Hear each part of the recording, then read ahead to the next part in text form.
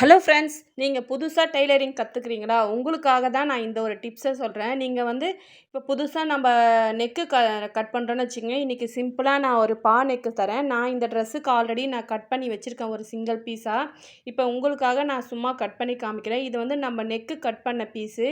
எப்பவுமே ஃப்ரண்ட்டா இருக்கட்டும், அந்த பாருங்கள், அந்த துணி பத்தலைன்னா நம்ம கவலையே பட வேணாம்.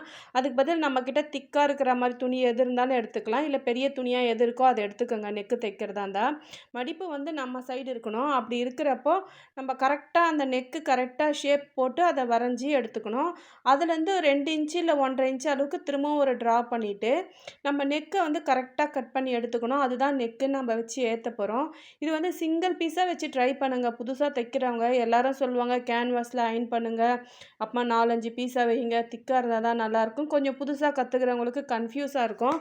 நான் சிங்கிள் பீஸ்லேயே பாருங்கள், இந்த மாதிரி ஃபுல்லாக சுற்றி மெலிசா ஒரு ஓரத்தையல் போட்டுட்டு நம்ம தைக்க ஆரம்பிக்கலாம். இங்கே பாருங்கள், நான் சிங்கிள் பீஸ் தான் எடுத்திருக்கேன்.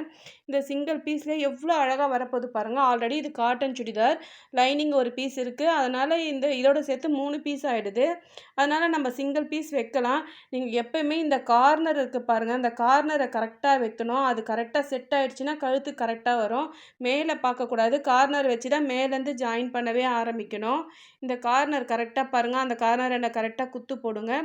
அதே மாதிரி இந்த சைடு கார்னரும் கரெக்டாக இருக்கான்னு செட் பண்ணிக்கணும். மேலே கொஞ்சம் எக்ஸ்ட்ரா இருந்தாலும் பரவாயில்ல, நம்ம கட் பண்ணி வச்சுக்கலாம்.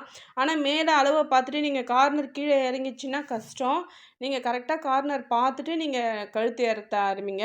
ஒரு சிங்கிள் பீஸில் எவ்வளோ சூப்பராக வருது பாருங்கள். எல்லாருமே ரொம்ப திக்காக இருக்கணும், அப்போ தான் நல்லா இருக்குன்னு சொல்லுவாங்க. அந்த மாதிரிலாம் கிடையாது. நான் இப்போ ரொம்ப சிம்பிளாக இந்த புதுசாக கற்றுக்கிறவங்களுக்கு இது ரொம்பவே ஈஸியாக இருக்கும். இந்த மாதிரி நெக்கு அந்த கார்னர் கரெக்டாக குத்து போட்டுட்டு நீங்கள் திருப்புங்க. கரெக்டாக கைடு அளவுக்கு நீங்கள் அளவு வச்சுட்டு வந்தீங்கன்னா சூப்பராக வரும். உங்களுக்கு நான் போடுற வீடியோலாம் பிடிக்கும்னு நினைக்கிறேன். பிடிச்சிருந்தா அப்படியே ஒரு லைக் பண்ணி சப்ஸ்கிரைப் பண்ணி என்னை அப்படியே ஃபாலோ பண்ணிக்கோங்க. நான் சின்ன சின்ன டிப்ஸ்லாம் நிறைய சொல்கிறேன் நான். எனக்கு ஒரு 10-15 இயர்ஸ் எக்ஸ்பீரியன்ஸ் இருக்குது. நான் அதை வச்சு தான் உங்களுக்கு சொல்லித்தரேன். இப்போ பாருங்கள், இதை சூப்பராக தைச்சாச்சு. இந்த நீட்டு தைச்சிட்டோன்னே எக்ஸ்ட்ரா துணி வரும், அதை நம்ம கட் பண்ணி எடுத்துக்கலாம். நமக்கு மெயின் கீழே கார்னர் மட்டும்தான். எப்போ எந்த நெக்கு தைச்சிங்கனாலும் நீங்கள் கார்னரை கரெக்டாக எடுத்துக்கணும். இப்போ நமக்கு இந்த துணி ஃபுல்லாகவே உள்ளே விடணும்னு நினச்சிங்கன்னா துணியை ஒரு பக்கமாக மடிச்சுட்டு நம்ம ஒரு படிமான தையல் மாதிரி போடலாம். நான் இன்றைக்கி வந்து ஃபுல்லாக மடிக்க போகிறதில்ல, லைட்டாக பைப்பிங் மாதிரி வச்சு பிசுறு வச்சு திருப்ப போகிறேன். அப்போ என்ன பண்ணணும்னா அந்த தையல் போடக்கூடாது. பாருங்கள், பிசுறு லைட்டாக அது பைப்பிங் மாதிரி இருக்கும். ஆனால் கொஞ்சம் தெரியணும் நம்ம திருப்புறது. அதை அப்படியே வச்சு தைச்சோம்னா செம்மையாக இருக்கும். இப்போ உங்களுக்கு இது தெரிய வேணாம் ஃபுல்லானா, நம்ம அப்படியே உள்ளே தள்ளி ஒரு படிமான தையல் போட்டுகிட்டே நம்ம திருப்பலாம். அது இன்னும் நல்லா ஃபினிஷிங்காக வரும். எனக்கு இப்போ வந்து பைப்பிங் வேணும். அதனால நான் பாருங்கள், ஒரே ஒரு மெலிசு துணின்னு சொல்கிறோம். அந்த மெலிசு துணி கூட சூப்பராக நெக்கு வரும். நீங்கள் ட்ரை பண்ணுங்கள். ரொம்ப புதுசாக கற்றுக்கிறவங்க ரொம்ப கன்ஃப்யூஸ் ஆகாமல் ஈஸியாக இந்த டைப்லாம் தைக்கலாம். ஏன்னா நான் ஆரம்பத்தில் இதெல்லாம் ரொம்பவே கஷ்டப்பட்டுருக்கேன். சொல்லிக் கொடுக்க ஆள் இல்லாத அப்போ யூடியூப்லாம் கிடையாது. இப்போ எல்லாமே எந்த டவுட்டாக இருந்தாலும் யூடியூப்பை பார்த்துக்கலாம்.